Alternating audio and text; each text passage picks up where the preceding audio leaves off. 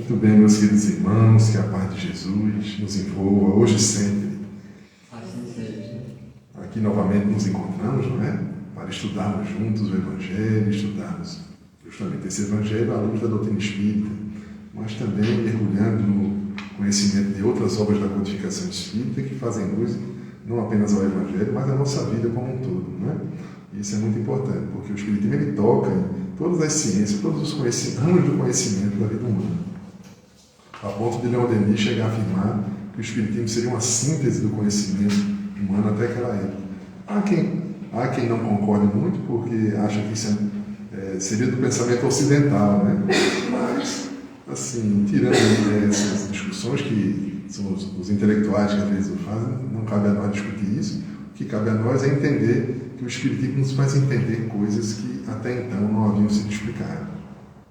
E fazem luz a uma série de pontos que, inclusive, a ciência hoje vem comprovando. Coisas que eram abordadas há muito tempo atrás, que somente agora vem encontrando a explicação através da ciência.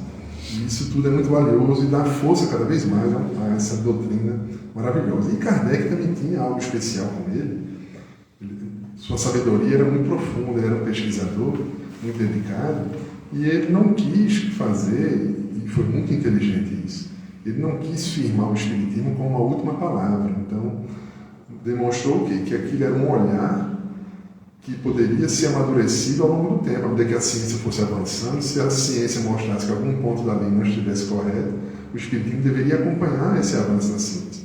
Mas, na verdade, o que vem ocorrendo é que a ciência cada vez mais vem comprovando a questão da sobrevivência após a morte, do efeito da prece, que tem a ver com estudos fluidos, que Kardec fez muito bem, apoiado com os espíritos da falange do Espírito de Verdade. Então, tudo isso é muito bom para a gente se sente confortável em estudar a doutrina espírita, pisando com os pés no chão, né? Bem firmezinho, olhar para o céu e pés no chão. Então, deve ser daquele que se torna fanático de ser. Eu já vi alguém dizer: o Espiritismo, se você pegar o livro dos Espíritos, tem resposta para todas as perguntas. Não é verdade, não é verdade. Não tem resposta para muitas perguntas, é bem ousado, é bem à frente de seu tempo, mas não tem resposta para todas as perguntas. Quer ver um exemplo? Primeiro, um exemplo de que está à frente de seu tempo. Allan Kardec, quando perguntou aos espíritos sobre a questão da evolução, os espíritos disseram que na natureza tudo evolui, do átomo ao arcanjo. Veja que proposta ousada. E isso foi dito em 1857.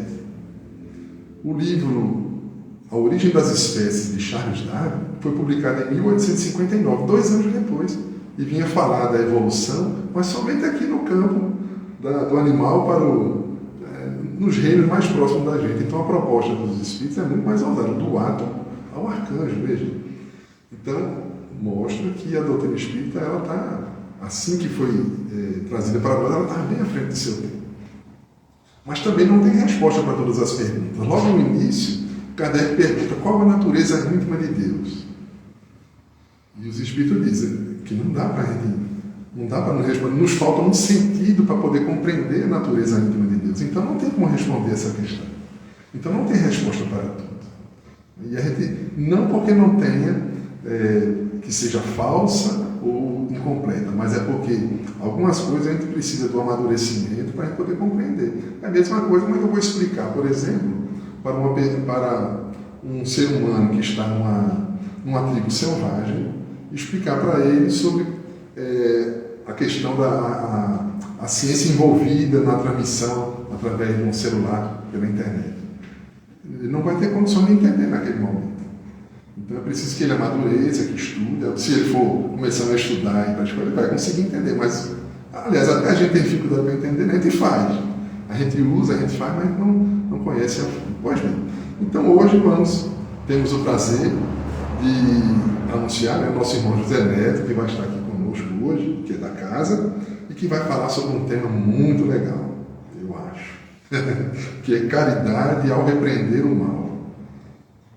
Não sei se vocês já pensaram sobre isso, como é que a gente está repreendendo uma coisa que está errada. Vamos ver o que o nosso irmão vai apresentar para nós. Mas eu acho que é um tema que merece nossa reflexão. Então, antes de passar a palavra para ele, eu vou ler um trechinho desse livro, Agenda Cristã, Quem está chegando aí agora, seja bem-vindo no Instagram. E o título é Algumas Definições que André Luiz nos traz, o Espírito André Luiz. Benfeitor é o que ajuda e passa. O que é isso? É aquele que ajuda e segue adiante, não fica ali como quem quer receber elogio, receber agradecimento o tempo todo, ou fica naquela condição que acaba humilhando, na condição de benfeitor ali ao lado, na condição de uma pessoa que está maior ajudando. Então ele ajuda e segue adiante, não fica ali colado à espera de alguma coisa. Amigo é o que ampara em silêncio. O verdadeiro amigo, ele não está preocupado em fazer alarde para que o outro saiba que ele fez aquela ajuda. Ele ajuda em silêncio até para não humilhar. É muito bonito isso, a gente poder abrir mão disso, né? Alguém está precisando, um amigo nosso, a gente faz de uma maneira que ajuda, ele nem sabe que foi a gente que o ajudou. Esse é o verdadeiro amigo. Que ele não está preocupado porque, eu não sei se você já ouviu falar, do chamado network, né? Que não tem nada, é uma coisa boa, sem problema. Mas será que nós fazemos nosso network, nossa rede de relacionamentos, fazendo sem nenhuma, assim, abertamente, fazendo, sempre com interesse de alguém, eu vou fazer uma amizade com ele porque pode me arrumar um emprego depois, uma posição ali, acolá. Isso aí não é exatamente a postura de amizade, é uma postura de negócios. Tudo bem, nada contra fazer. Para nós somos espíritas, se a gente for fazer um network, vamos tentar também colocar um pouco de amizade nisso, para que não seja uma coisa tão fria, tão interesseira. É possível fazer isso, né? Para a gente também não vamos criticar de uma maneira e sermos também fanáticos, né? Que um network não presta, não, um network é bom. E é necessário você ter uma rede profissional de conhecimento, de relacionamento, mas que não seja só isso, né? Que a gente coloque nisso uma pitada de amizade real, de desinteresse quando for necessário. Isso está ajudando. Então, o verdadeiro amigo, na definição aqui do André Luiz, é aquele que ampara em silêncio. Companheiro é o que colabora sem constranger. Às vezes a gente ajuda, o outro colabora com o outro, mas fica meio que cobrando ou apontando os defeitos do outro constante. Renovador é o que se renova para o bem. Renovador é para o bem.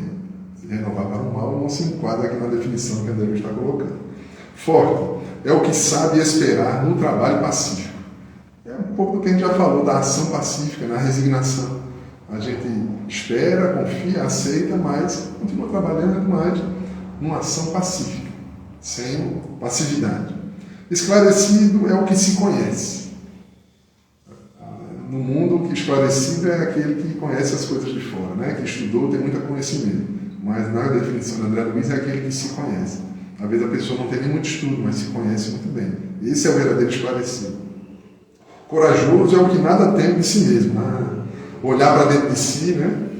E enfrentar-se com muita coragem. Né? Essa é a verdadeira coragem. Defensor é o que coopera sem perturbar. Se vamos defender uma causa, ótimo, mas sem perturbar os outros, não é? Sem ofender, sem perturbar. Eficiente é o que age em benefício de todos, não apenas pensando em si. Verdadeira eficiência na concepção espiritual, né? Vamos dizer assim, André Luiz, é aquele que age em benefício de todos. E por fim, vencedor, que é o que vence a si mesmo. Então essas reflexões servem para a gente se preparar para ouvirmos a palestra do nosso irmão José Neto, que vai ser Caridade ao Repreender o Mal. Antes de fazermos a prece, gostaria somente de pedir a vocês para me ajudarem na vibração. Ontem desencarnou minha tia-avó, Beatriz Xavier, com 96 anos, uma pessoa muito querida minha, me ajudou muito numa fase muito delicada quando eu era pequenininho, e está sendo sepultada agora, né? Não pude estar por lá, há 96 anos bem vivido, desencarnou assim, né? Foi rapidinho, né? Não teve sofrimento nem nada. E era 96 anos, firme, totalmente lúcido, andando, ia para o shopping passear, ia resolver as coisas, né? Lógico, com alguma ajuda, né? Mas estava muito bem. E desencarnou. Creio que esteja bem melhor agora. Boa noite. Boa tarde. E vamos orar. Vou fazer a prece inicial hoje. Vou pedir por ela, você me ajuda pedindo por ela também, para ajudar nesse desenlace, mas também ore pelos, lembre dos seus queridos que já partiram, né? E também é importante lembrar dele, nossas pés chegaram até ele. Então vamos orar. Senhor Jesus, querido amigo, Te agradecemos pela oportunidade que temos de estar aqui reunidos hoje em Teu nome, para estudarmos, para aprendermos, para compartilharmos conhecimentos, mas também vibrações de paz, de amor, de amizade, entre todos nós, encarnados e desencarnados. Abençoa, Senhor, todos aqueles que estão, no momento, enfrentando o desligamento do corpo físico. Te pedimos especialmente por nossa querida irmã Beatriz Xavier, que está partindo de ontem para hoje, está se preparando para retornar ao mundo espiritual. Mas também, Senhor, pedimos por todos os parentes, amigos, dos quais nos lembramos, nós que estamos aqui, que eles possam receber as melhores vibrações e ficarem em paz. Muito obrigado por tudo, Senhor, e que Tua paz nos envolva hoje sim. Que assim seja. Muito bem, então, com a palavra, o nosso irmão José Neto.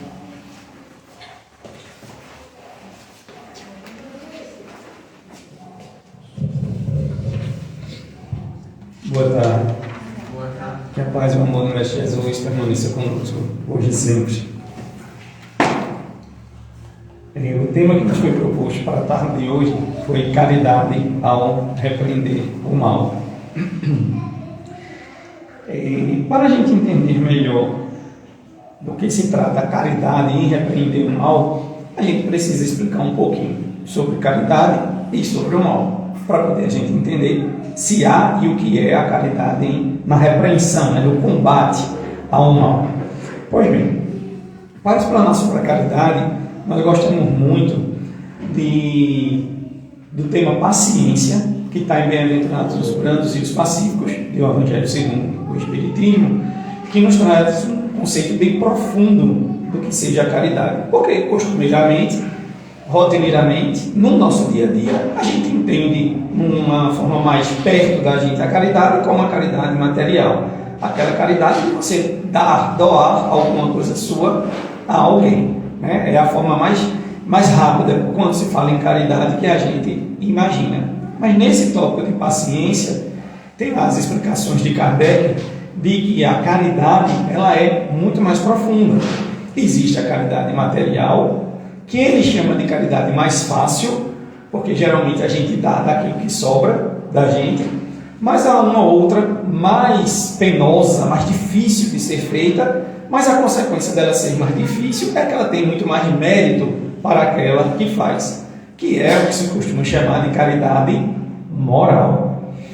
Então nós temos, não como opostos, mas como complementos, a caridade material e a caridade moral. Quando a gente parte desse pressuposto de caridade é muito mais do que doar alguma coisa material, dar alguma coisa material a alguém, a caridade ela se coloca ao alcance de toda e qualquer pessoa.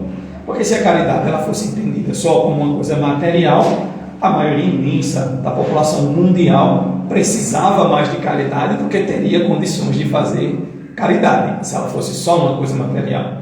A partir do momento que o Espiritismo amplia esses horizontes e nos mostra que caridade é muito mais do que isso, coloca todo mundo em pé de igualdade para conseguir fazer a caridade. Então, ser educado é uma forma de caridade. Eu escutar alguém que queira conversar com você é uma forma de caridade. Ser respeitoso com as pessoas é uma forma de caridade. Tratar bem as pessoas é uma forma de caridade. Dar um sorriso, dar um abraço, fazer uma visita. Há muitas e muitas e muitas formas de nós sermos caridosos. Então, nesse breve e curto apanhado sobre o que é caridade, nós temos o primeiro conceito, que é a caridade. E o mal? Bem, o mal também já foi tratado aqui por a gente em outra oportunidade, para a gente saber o que é o mal, o que é, como a gente pode identificar uma coisa como má. Tem coisas no Evangelho segundo o Espiritismo, mas principalmente no Livro dos Espíritos, há uma série de perguntas e respostas sobre bem e mal que vão nos dando um caminho. Mas aí nós lembramos de uma passagem do Evangelho, a passagem que o tópico é o maior mandamento, que é quando Jesus foi perguntado qual seria o maior mandamento, por uma pessoa que chegou até ele e fez essa pergunta. Foi o que Jesus disse: amar a Deus com toda a sua força, com toda a sua carne, com todo o seu espírito, mas há um outro semelhante a esse: amar ao próximo como a si mesmo. Então veja que Jesus coloca no mesmo pé de igualdade amar a Deus como amar ao próximo, já que ele diz que são mandamentos semelhantes. Como como o Espiritismo nos mostra que é a melhor interpretação de amar ao próximo como a si mesmo? É fazer pelo outro aquilo que você quer que seja feito por você. Se eu quero que os outros me respeitem, eu tenho que respeitar os outros. Se eu quero que os outros cumpram com suas obrigações comigo, eu tenho que cumprir as minhas obrigações para com os outros. E por aí vai. Então, visto que o maior mandamento, amar ao próximo como a si mesmo, é fazer pelos outros aquilo que você quer que seja feito por você, quando vem as definições e as perguntas sobre o que é o mal vai ser tudo aquilo que for contrário a essas leis de Deus. Toda vez que você identificar uma situação e nessa situação achar que eu não queria que isso fosse feito comigo, então aquilo é uma coisa mal que está sendo feita. Tudo que for contrário à lei de amor, à lei de justiça, à lei de caridade, tudo que for contrário a isso é uma coisa má. E aí, lembrando naquelas definições do Livro dos Espíritos, tem lá dizendo o seguinte: o bem sempre é o bem, o mal sempre é o mal. O que há diante das explicações a partir da justiça divina é qual era a intenção, qual foi o motivo que você fez aquilo, ou seja, uma série de coisas que vão ser levadas em considerações na hora de aplicar a justiça de Deus para saber quais as consequências daquele ato. Mas uma coisa é certa, e isso as respostas lá que estão em O Livro dos Espíritos deixam bem claro: bem sempre é bem, mal sempre é mal. Então vamos pegar uns exemplos bem aleatórios aqui, só para a gente entender o porquê de que mal sempre é mal. Então, você está passando uma pessoa na rua, eu olho assim para ela, não sei nem quem é, eu olho assim para ela, eu não gosto daquela pessoa, não fui com a cara dela, vou dar uma carreira, empurro ela, ela cai no chão, se machuca e eu vou me embora correndo. Bom, foi o mal que eu fiz?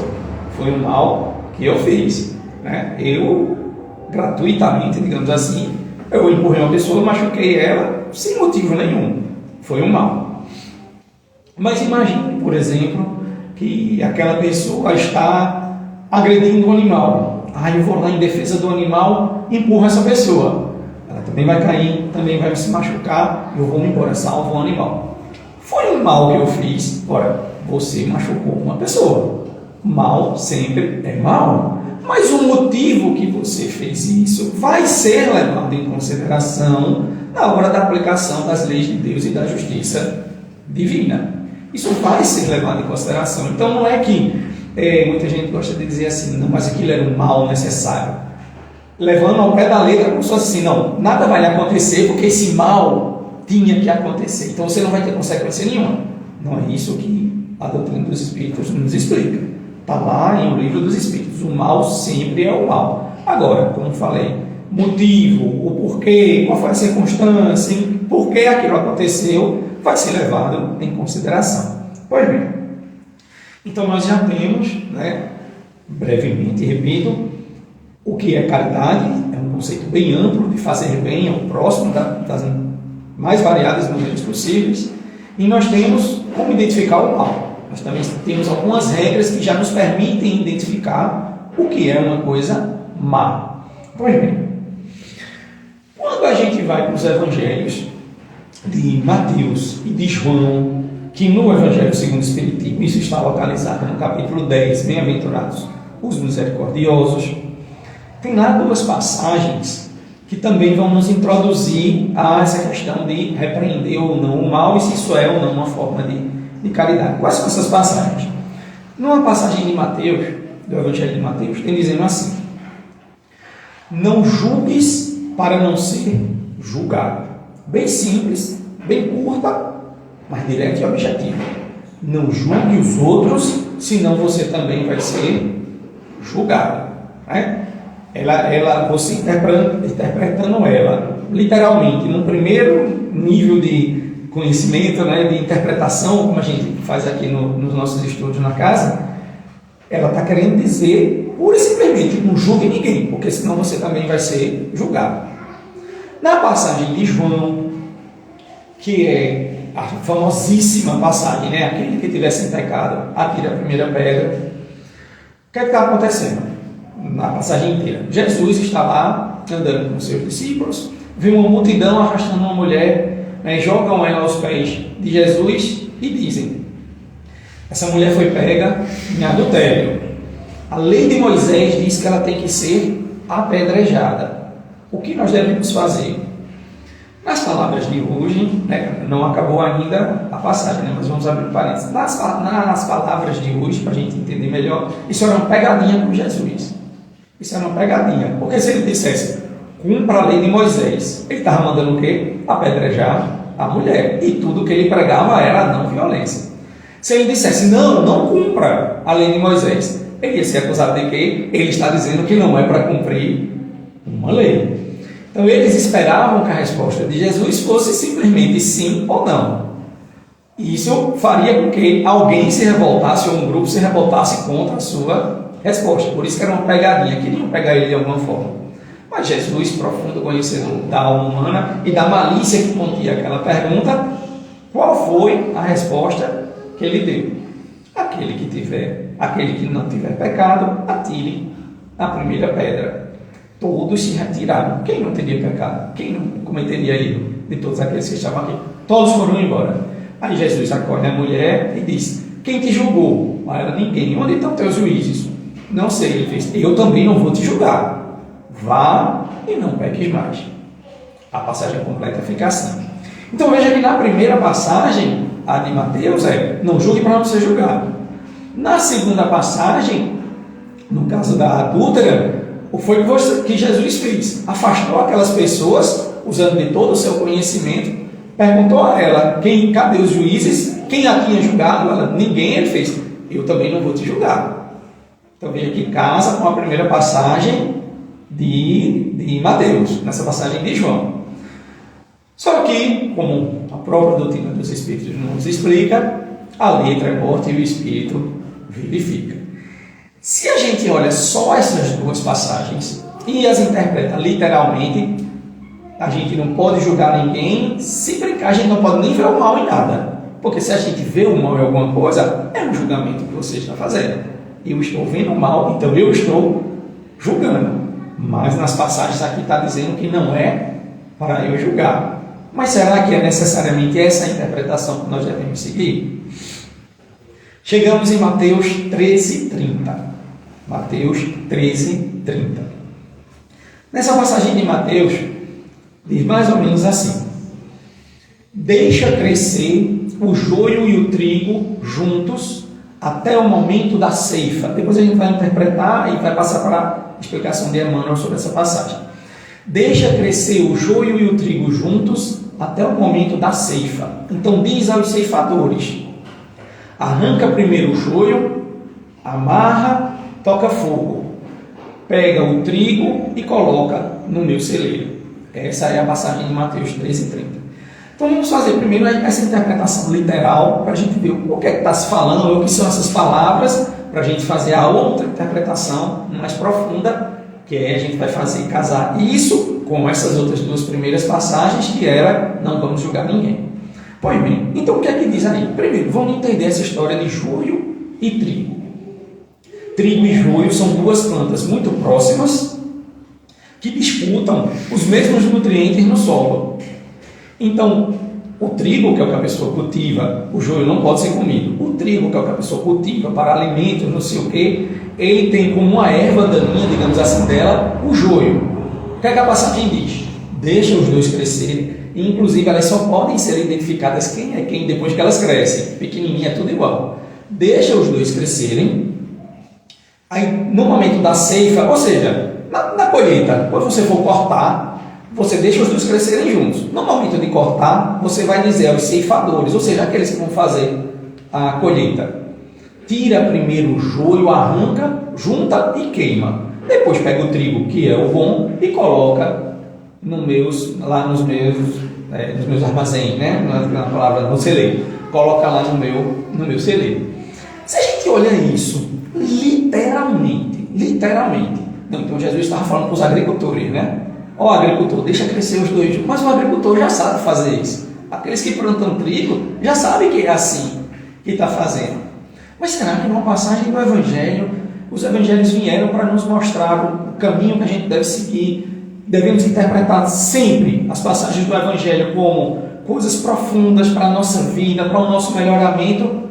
O que quer dizer então joio, trigo, separar um, queimar, pegar o outro, guardar? O que isso significa dizer?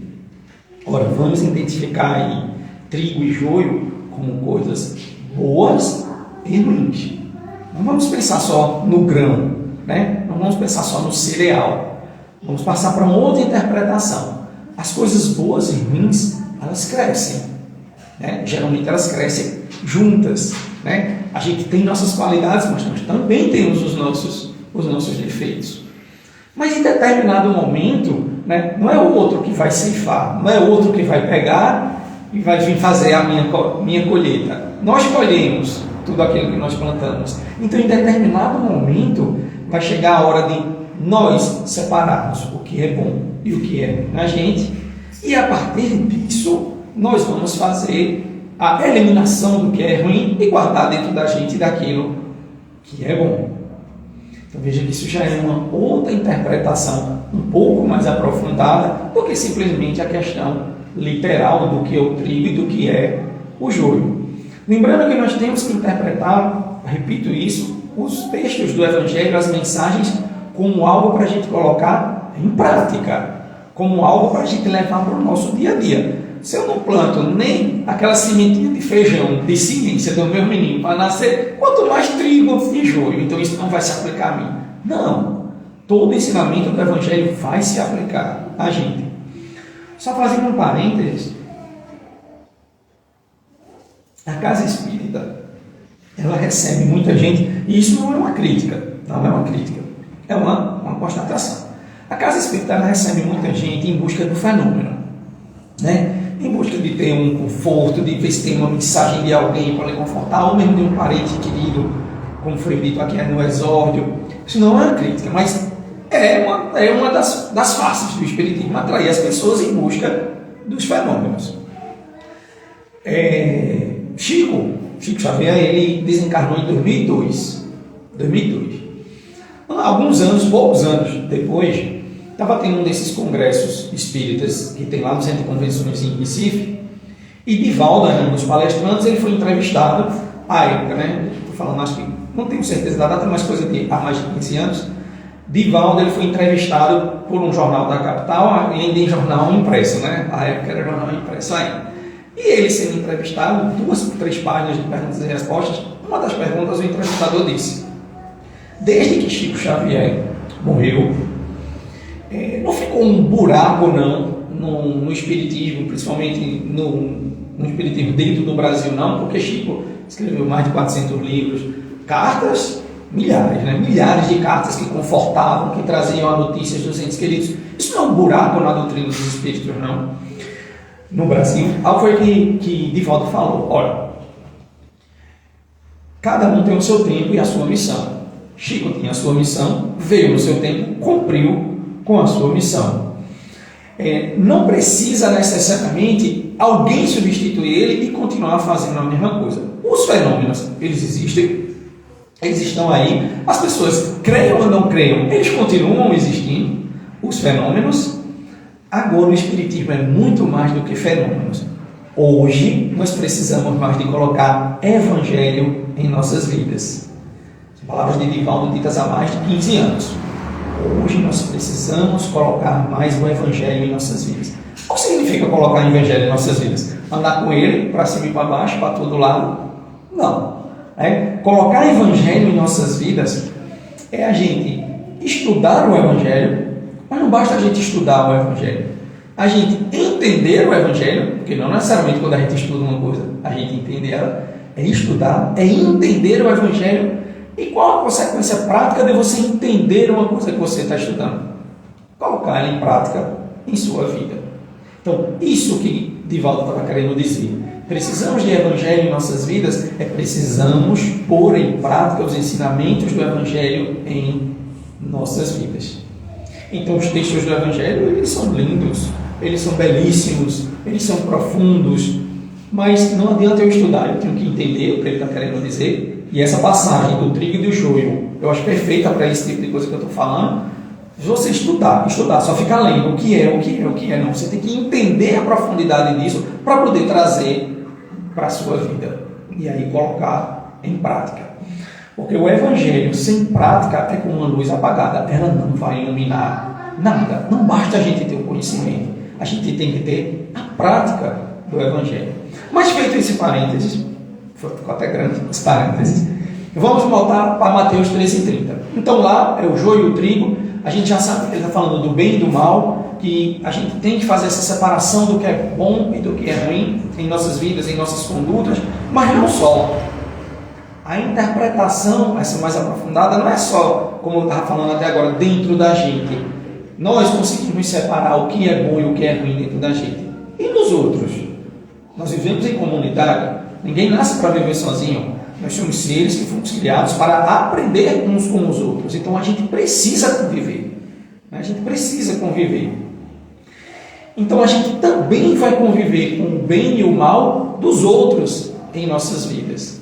E aí volta, quase no 360, a gente volta para o mesmo lugar do começo da nossa conversa. E eu posso ver o mal nos outros. Eu posso identificar se tem passagens do Evangelho que dizem que nós não devemos julgar, e para julgar você vê o mal. Não tem como você julgar uma pessoa sem ver o mal que está acontecendo. Então vem Emmanuel e vai descrever sobre essa parte, nos explicar, aprofundar sobre essa relação com os outros, e não necessariamente dentro da gente, do joio, do trigo, do bem e do mal. Então ele diz o seguinte, olha, ele já começa dizendo assim: repreender o mal é permitido. É permitido. Não é proibido você repreender o mal em alguém ou em alguma coisa que você esteja vendo para falar com a pessoa. É permitido repreender. Mas, quais são as perguntas que você vai fazer? Por que eu vou repreender? Como eu vou repreender? E de que modo eu quero fazer isso? Quais os motivos que fazem você querer repreender aquele mal? Como eu vou chegar e tocar naquele mal com a pessoa? Então veja que a primeira ponderação dele não é repreender por repreender. Vê alguém fazendo uma coisa errada, vai lá e briga com a pessoa. Você não sabe nem por que está brigando, mas você briga com ela, não se preocupa com ele, com a pessoa, não se preocupa com a forma como ele vai estar recebendo aquilo. Então é uma repreensão, pura e simplesmente pela repreensão. Então ele dá 3 exemplos, Isso é muito bom, porque ele dá exemplos de coisas materiais, práticas do nosso dia a dia, que a gente consegue, porque a repreensão ao mal é uma coisa abstrata, Se chegar para alguém falar, é uma coisa abstrata. Mas ele dá exemplo de coisas materiais para a gente entender o que é que ele está querendo dizer, como deve ser essa repreensão. E o que é que ele fala? Um agricultor, quando está cuidando lá da do seu pomar, enfim, da sua horta, da sua plantação, ele identifica que tem uma praga ali. O que é que ele vai fazer? Ele tem que tirar aquela praga, mas ele tem que tirar só a praga. Ele não pode tirar a praga e a parte boa da plantação, porque senão ele vai perder tudo. Então ele faz essa comparação. Temos que ser como um lavrador, que na hora de tirar a parte ruim, a praga, consegue tirar a praga sem afetar a parte boa. Aí ele dá outro exemplo, o artista plástico. Tem uma pedra, vamos supor, eu vou fazer aqui uma grande obra de arte. Tem uma pedra bruta de mármore aqui. Vamos supor que eu seja um artista plástico. Eu não posso pegar o meu martelo e aquele negocinho que sem nenhum nome, cinzel, pronto, é como se fosse um prego grande, que você bota assim e vai batendo para esculpir. Eu não posso simplesmente estar aqui e começar, vai ser melhor assim, bater, quando eu ver, eu não vou ter feito nada, eu vou ter quebrado a pedra toda e não vai ter desenho nenhum aqui. O artista, claro, com todo o conhecimento que ele tem, ele sabe onde bater, ele sabe que não pode ter força demais, senão vai quebrar a pedra, mas também força de menos, senão ele não consegue lapidar no formato que ele quer. Então ele tem a força necessária para fazer a obra de arte que ele quer. Eu vejo que ele está trazendo exemplos materiais para a gente entender o que é que ele está querendo dizer e como repreender o mal nos outros. E por fim ele fala do médico. O médico, quando vai tratar uma pessoa doente, ele tem que tratar da doença. Ele não pode trazer um mal maior ao corpo daquela pessoa, afetando coisas que nada tem a ver com aquela doença. Então veja que ele pega 3 exemplos para querer nos mostrar o que é repreender, como deve ser feita essa repreensão ao mal, né? Esse apontamento e essa crítica ao mal. Tem que ser feita de uma forma de não machucar a outra pessoa. Tem que ser feita de uma forma para não humilhar a outra pessoa. Ou seja, tem que ser feito com todo o cuidado do mundo para você mirar no mal e só acertar no mal. Mas não basta isso. O que é que ele diz? Ora, a repreensão ao mal, ele é em benefício de todos. Por quê? Porque todos nós progredimos juntos. Claro que o meu progresso é individual. Eu não vou um dia progredir na vida social, não progredir. Não. Eu estou fazendo a minha escala evolutiva, ele está fazendo a escala evolutiva dele. Mas todos nós nos ajudamos nessa lei do progresso.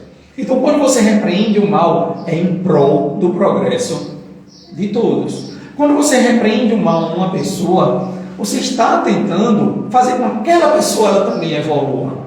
Você aponta o mal que ela fez para que ela, no mínimo, desperte a consciência e pelo menos reflita sobre aquilo que ela está ouvindo. É isso que ele diz. Mas, ao repreender o mal dos outros, olhe também para dentro de si. Né? Tem até um ditado assim que diz, né? Quando você fala mal dos outros de alguma coisa, é porque você se identifica com aquilo. Né? Quando você identifica, você consegue enxergar nos outros uma coisa que você tem. Então ele faz um alerta. Vamos repreender o mal nos outros? Sim. É possível, é útil e muitas vezes é necessário. Mas nunca deixe de focar também para você aquilo. Será que eu faço isso que a pessoa também faz? Porque a lei de Deus ela é uma só. Se você vê uma pessoa fazendo uma coisa errada, se você fizer aquela coisa, é errado do mesmo jeito. Por quê? O que é que a gente viu lá atrás? Bem sempre é bem, mal sempre é mal. Muitas vezes a gente repreende ou aponta o mal que outra pessoa está fazendo. 15 dias depois você vai estar fazendo a mesma coisa. Aí eu disse, oxi, e tu não estava falando de fulano? Aí você diz, não, mas é que... Olha, toda vez que você tentar se justificar, não, mas é que você está errado na história. Você está tentando achar uma justificativa para algo errado que você fez. Né? Então, ele diz, olha, sempre que for necessário você fale, mas volte essa crítica também a você. Será que você não faz a mesma coisa também? Pois bem, continua Emmanuel. Jesus, ele sabia separar o mal da vítima. Ele sabia separar o pecado do pecador. Ele sabia identificar o mal, mas ele tratava aqueles que assim faziam o mal como doentes da alma.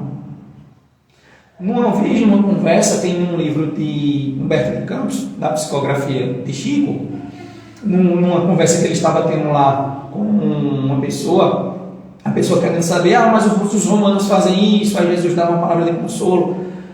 Quando essa pessoa diz assim, mas os romanos nos ferem com suas espadas, ou seja, são violentos, matam, machucam, mutilam, torturam. Aí Jesus disse, aquele que comete um crime deve ser punido e afastado da sociedade, mas acima de tudo é um doente da alma. Aí vem Emmanuel aqui e fala exatamente a mesma expressão, doente da alma. Aqueles que cometem erros, que quando Jesus via eles cometendo erros, ele identificava os erros, ele tentava ajudar aquela pessoa, mas sabia que era um doente da alma, como todos nós ainda somos, porque se nós temos defeito, nós temos coisas a melhorar em nossos espíritos intimamente. Pois bem, então quando você vê alguma coisa que está errado, tem a utilidade, tem a possibilidade, mas sempre lembrando que desde que seja em proveito do progresso seu, daquela pessoa, de uma comunidade, e não pura e simplesmente apontar por apontar. Então o próprio Emmanuel nos diz que nós temos que ter cuidado ao fazer esse tipo de repreensão ao mal, porque o que importa é o quê? Qual a intenção que você está fazendo aquilo? E daqui a pouco tem uma série de perguntas e respostas que está, não é nem para o Livro dos Espíritos, está no Evangelho segundo o Espiritismo, que São Luís nos faz algumas advertências quanto a isso. Então, por fim, ainda na interpretação de Emmanuel diz o seguinte, olha, por que então já sabendo que o joio e o trigo são o bem e o mal, por que o bem e o mal crescem juntos? Seria mais fácil não deixar o mal crescer, né? Aí o que é que ele diz? Olha, isso não é indiferença, né? Isso não é porque Deus deixou, não vamos ver o que é que vai acontecer. Não. Ora, nós somos responsáveis pelas nossas atitudes, né? Se viesse assim Deus e não, o mal nunca vai existir. Então qual era o mérito que eu tinha? Né? Se veio uma força superior e disse, não, você nunca vai fazer o mal. Não faça o mal, você nunca vai fazer. Não, tudo na lei de Deus é baseado no mérito.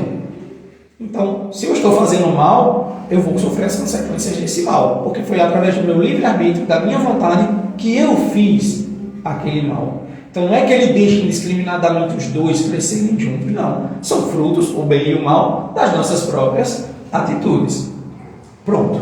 Então, na parte final, ele diz assim, que na hora de você apontar o mal, lembre-se, não somos perseguidores dos outros. Não é essa a intenção. Né? Você virar um novo inquisidor e sair identificando o mal de todo mundo. Aí, vem cá, você fez isso aí, vem. Não é isso. Não é isso. Né? Mas na hora, na oportunidade de você vir um mal em alguém, ou alguém fazendo alguma coisa, e você tiver a oportunidade de conversar, de apontar e tentar, em prol do progresso de todos, ajudar de alguma forma, o mal deve ser sim apontado e repreendido. Ora, se Jesus é o nosso modelo e guia, basta nos lembrar que Jesus, em várias passagens, identificava o mal e repreendia muitas vezes energicamente. Quantas passagens não tem dizendo, quando Jesus identifica uma coisa assim e diz hipócritas?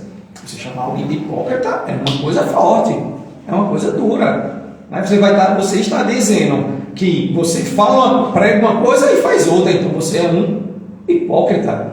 Então isso é repreender o mal, e repreender o mal energicamente.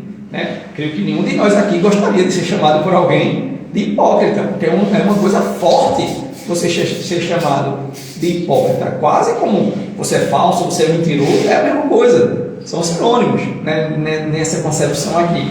Então veja que Jesus ele repreendia o mal. Ora, claro que quando na passagem de João Jesus fala lá que ele tivesse em pecado atire a primeira pedra e todo mundo foi embora, o que é que ele estava querendo dizer? Não é que ninguém pudesse ver o mal, é que tem autoridade moral para repreender o mal.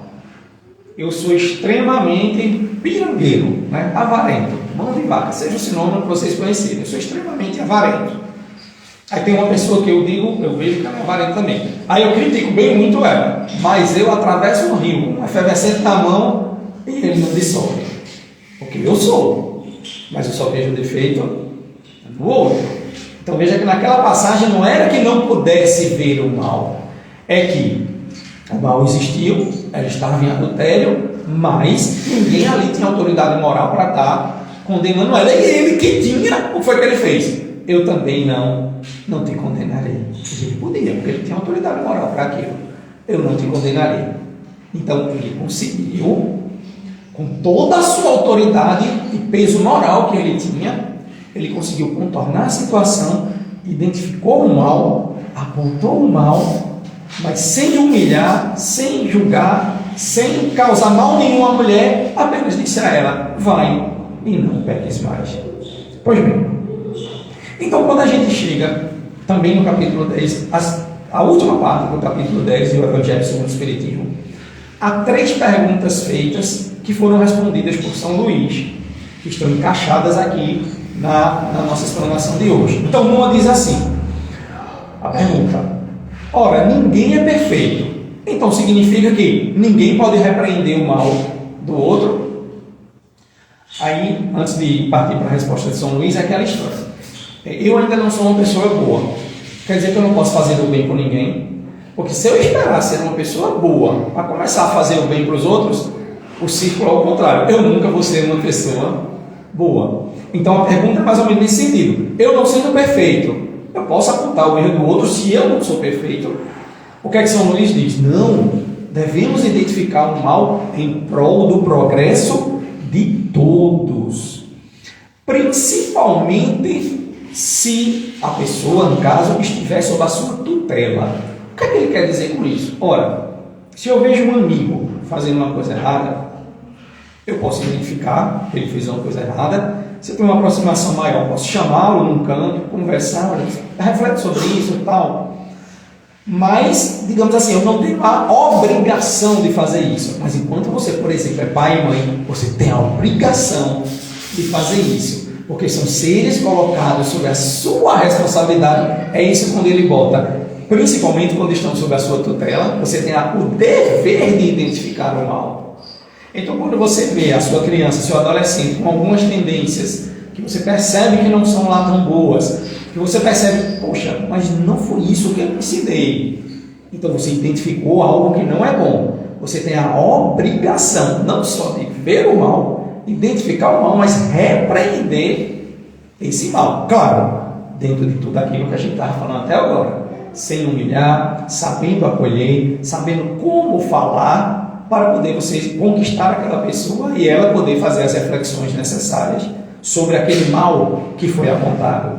Pois bem, então ele diz o seguinte: ora, tudo tem que ter um fim útil, tem que ter uma utilidade. Então, mesmo que você não seja perfeito, se você vê alguém cometendo um mal, qual a utilidade que eu vou ver, que eu tenho em repreender aquele mal? Aí vem as perguntas seguintes. Se não tiver proveito nenhum identificar e repreender aquele mal, tem alguma utilidade fazer isso? Aí o que é que ele diz? Olha, tudo depende da intenção. Veja que não dá respostas assertivas. Tudo depende da situação. Tudo depende de quem é a pessoa, o que foi que aconteceu, qual o seu grau de relação com a pessoa. Depende de uma série de coisas. Então ele diz, tudo depende da intenção. Não é proibido ver o mal onde há o mal. Muito pelo contrário. Seria um risco à humanidade se a gente só visse coisas boas no mundo, né? Aquele mundo de magia, de filmes, só coisas boas acontecem. A gente não teria nem progredido. Ele reforça a mensagem de Emmanuel. Era uma afronta além do progresso. A gente não conseguia identificar e combater o mal. Então ele diz, não para a gente ofender a pessoa, não é para a gente humilhar a pessoa, vai reforçando tudo aquilo que a gente estava vendo até agora. Mas é necessário sim enxergar o mal. É preciso enxergar o mal em prol do progresso de todos. E a última pergunta é o seguinte: há alguma utilidade em revelar o mal que outra pessoa está fazendo? Veja, eu vejo que uma pessoa está fazendo mal, a pergunta é, tem alguma utilidade eu revelar por aí que aquela pessoa está fazendo uma coisa errada, digamos assim? O que é que ele diz? Depende da situação. Se o mal que aquela pessoa está fazendo só ofende a ela própria, não há utilidade nenhuma de você. Vai ser fofoca, vai ser maledicência, você vai estar revelando só porque você quer falar mal da pessoa. Mas ele diz, se aquele mal que ela está fazendo pode atingir outras pessoas, você tem que revelar aquele mal. Porque é preferível que um caia a que vários caiam. O peso. É você pesar entre o interesse de um e o interesse da maioria. Isso são palavras do próprio São Luís. Os interesses da maioria se sobrepõem ali ao interesse daquela pessoa de que o mal seja revelado. Vamos dar um exemplo para ficar mais claro. Aí você tem um vizinho, tem até uma certa simpatia por aquele vizinho. Determinado dia você entra na casa dele e vê, ele não prestou atenção, não escondeu direito, vê lá computador, vários documentos de outras pessoas, cartões de crédito com nomes diferentes, e você fica desconfiado que aquilo ali ele está aplicando golpe virtual em muita gente. Aí você fica, eita, mas estava dizendo para não julgar, estava dizendo para não apontar o erro do outro, e agora o que é que eu faço da vida? Ora, tudo isso está respondido na nossa conversa hoje, finalizando com essa resposta de São Luís. Ora, é no interesse da maioria que aquilo seja revelado. Porque é preferível que um caia a que vários caiam. Então, ele nos diz, sim, é possível sim, e muitas vezes se torna um dever você fazer isso. Pois bem, então, quando a gente chega em Mateus, outra passagem em Mateus 13:15, também está em Misericordiosos, tem lá, ela começa dizendo assim, que é justamente esse começo que nos interessa. Se você verificar que alguém fez alguma coisa contra você, chama ele em particular, conversa com ele. Se ele te escutar, você ganhou alguém para o seu lado. Então veja que tudo isso que a gente está falando, se você tem um amigo, um parente próximo, alguém conhecido no seu trabalho, que você identifica que houve alguma coisa errada feita, então eu não vou chamar atenção na frente de todo mundo, eu não vou sair espalhando para todo mundo, mandar uma mensagem anônima, olha, fulano está fazendo isso. Eu posso chamar a pessoa, conversar com ela, em particular, como está nos mostrando essa passagem de Mateus, você identificou o mal, você está tentando mostrar o mal à pessoa para que ela reflita, mas dentro das leis de Deus.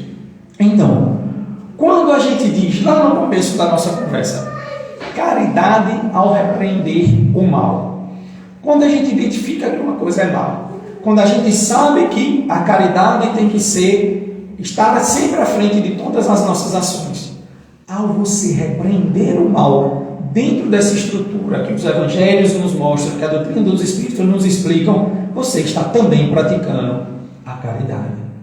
Então veja que a caridade é algo muito mais profundo do que tudo aquilo que a gente sempre entendeu. Você está sendo caridoso com aquela pessoa ao tentar mostrar a ela onde ela está falhando. Há sim caridade em a gente repreender o mal, desde que seja com humildade, desde que seja pensando no outro, desde que seja refletindo sobre suas próprias ações. Há sim mérito em a gente repreender o mal de alguém, né? Não podemos esperar que nós sejamos, como na pergunta feita a São Luís, não podemos esperar que nós sejamos perfeitos para começar a identificar o mal e tentar ajudar as pessoas a se erguerem. E muitas vezes também, olhando sempre essa via de mão dupla, olhando em relação a gente, vamos acolher melhor as críticas que nos chegam. Quem sabe aquela pessoa não está fazendo também uma caridade para com a gente? Quem sabe aquela pessoa nos mostrando que nós temos um defeito, a gente não para pensar, eita, é mesmo, eu nunca tinha pensado nisso, que eu ajo assim.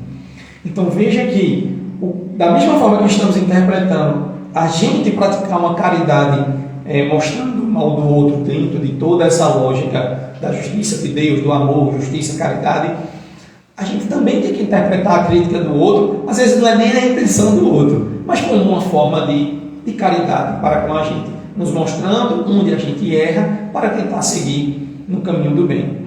Então, há utilidade, há a possibilidade de ver o mal, de repreender o mal, sempre tendo o Evangelho de Jesus à luz dos nossos passos. Boa tarde e muita paz.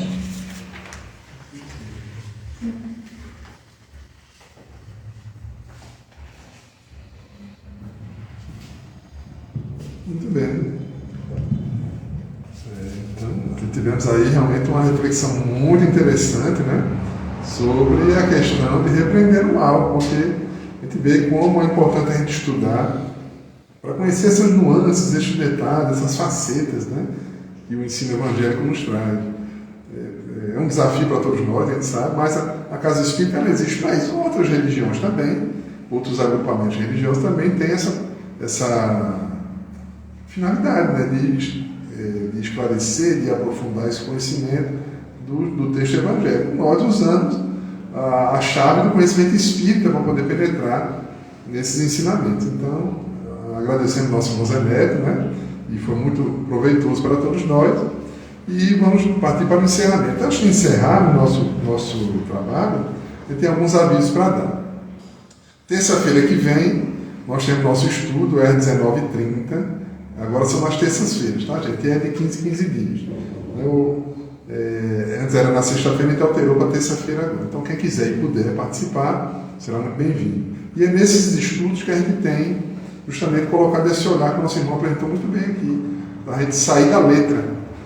Porque a interpretação da letra ela é necessária, nós que a gente tem que conhecer o que está escrito, mas a gente não deve se prender ali, porque se a gente se prender somente na letra, a gente não vai muito adiante na nossa vida, na prática do Evangelho em nossas vidas, que é o que realmente interessa para nós. Muito bem. Na semana que vem, no domingo que vem, nós não vamos fazer transmissão pelo Instagram, tá, pessoal? Vai ser um encontro, tá certo? A gente aqui, a equipe da casa, vai se reunir, vamos ver o Evangelho, debater, cada um dar uma opinião, como se fosse um Evangelho no lar, tá certo? De vez em quando a gente faz isso para mudar um pouquinho e dar oportunidade para que outros que chegam, às vezes, ninguém é obrigado a dar opinião, mas participa. Se não quiser só dar a página, dizer que muita paz para todos, né? A gente usa essa prática, é bom que a gente treinando de falar, né? De botar para fora e desejar coisas boas para os outros. Isso é um exercício que a gente aprendeu lá com nossos amigos, lá do Ibura, lá em Recife, né? Que fazia muito essa prática do evangelho lá, chamava o mensageiro. A gente chegou a fazer isso no início dos nossos trabalhos aqui, paramos por um tempo, mas vamos retomar em breve, de sair uma equipe para fazer evangelho no lar, nas casas das pessoas que querem. A gente deixava um livro, a pessoa dava um nome, e a gente iria fazer a visita na casa das pessoas. E quando a gente vai fazer a leitura do evangelho, e as pessoas iam comentando, fazer algum comentário, mas aqueles que não gostam muito de falar, se usava o termo dar a paz, né? Então, muita paz para todos, que Deus abençoe a todos, que Jesus nos abençoe. Simplesmente isso, né? Mas é uma forma de a gente desejar uma coisa boa e deixar naquele lado nossa vibração, nossa marca. Muito bem. Então, para encerrar, nós vamos fazer a nossa prece, mas antes avisando também que vamos ter os passes. Quem quiser tomar o passe, é só aguardar que a gente vai chamando aos poucos, tá bom? Então, vamos fazer a prece. Tu faz a prece, Ana Paula? Quer fazer, Ana Paula? Não? Obrigada. Tá certo. Nosso irmão José Souza, então, vai fazer a prece de encerramento.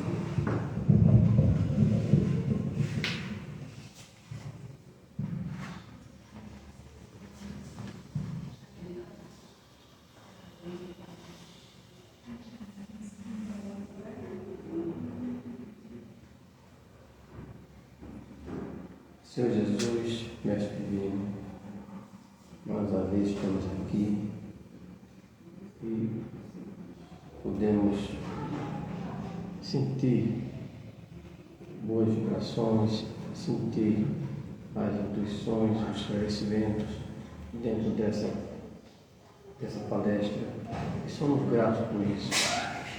Pedimos que possamos colocar em nossos corações para ativar eles na nossa prática do dia a dia, para cada vez mais possamos ser pessoas melhores nessa vida e que a paz de Jesus possa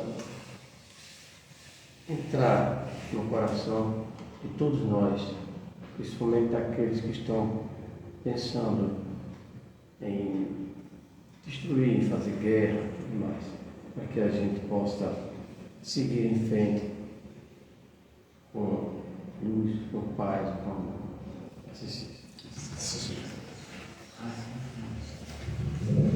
Muito bem, meus irmãos. Sendo assim, vamos por finalizar essa parte dos nossos trabalhos, desejando a todos muita paz.